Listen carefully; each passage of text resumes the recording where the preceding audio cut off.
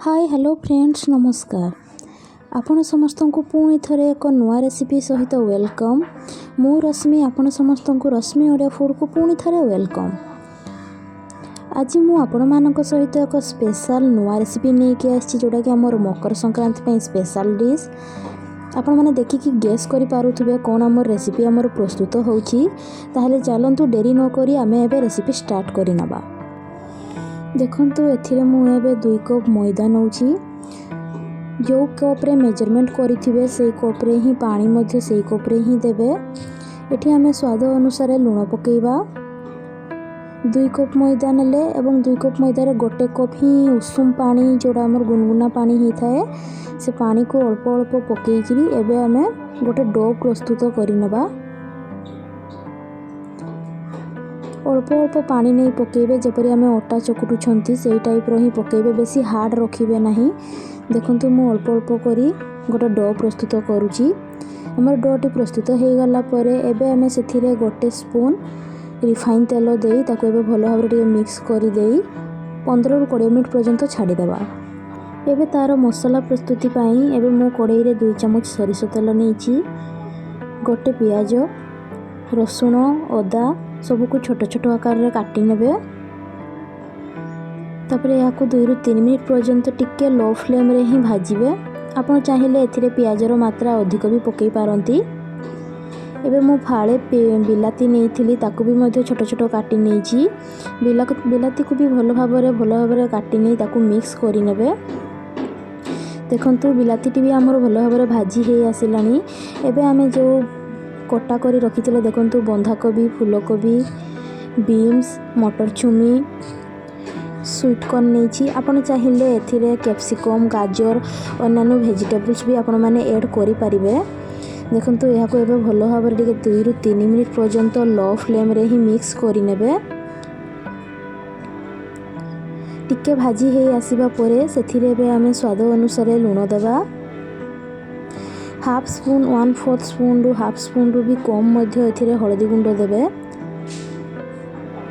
जीरा गुंड half spoon, अल्प टिके चाट मसाला टिके पकेइबे तार टेस्ट एवं फ्लेवर मध्ये बहुत भलो आसी थाए।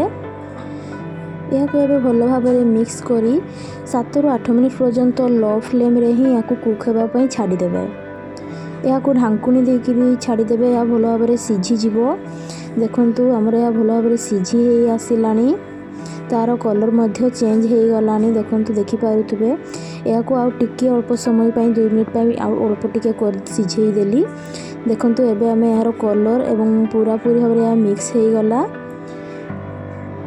एबे या को देखि पारुथबे आमे जो आलू चटका करूछंती जोथिरे आमे प्रेस करूछंती सेथिरे एबे भलो भाबरे या को प्रेस करिकी या को सब किछि को भलो भाबरे मिक्स करि नबा। हमर एबे प्रस्तुति हे गला मसालाटी।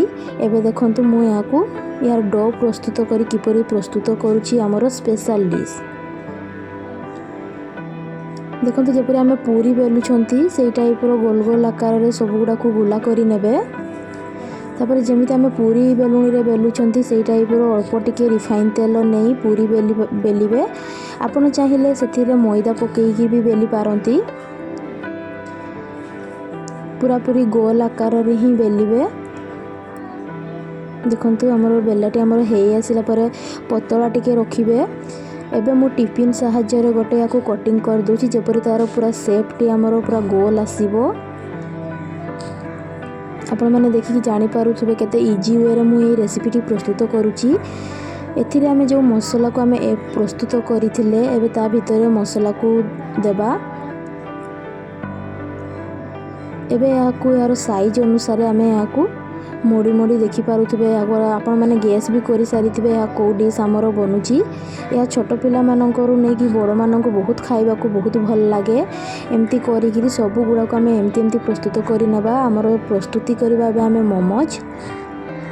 देखंतु हमरो सब गुडा को मु प्रस्तुत करि नेइची। एबे हमें स्टीम करबा। आपण चाहिले गुडा को फ्राई करी कि भी खाई परिबे। यार बहुत यार फ्लेवर टिके फ्राई रो अलग आसीबो किंतु मु या को स्टीम रे करूची। देखंतु मु रिफाइन ऑयल नै कि हमर जो इडली छांच द्वारा मु या को स्टीम करूची। एबे आमे सेथिरे से मोमोज गुड़ा को जो प्रस्तुत करथिले ताको एबे सेथिरे रखिबा एवं 10 मिनिट रु 12 मिनिट पर्यंत याकू लो फ्लेम रे ही स्टीम करि नेबे। पानी टी प्रथमे फुटई नेबे नले स्टीम रे भल भाव सिझिबनी और फ्लेवर मध्य भल आसीब नहीं।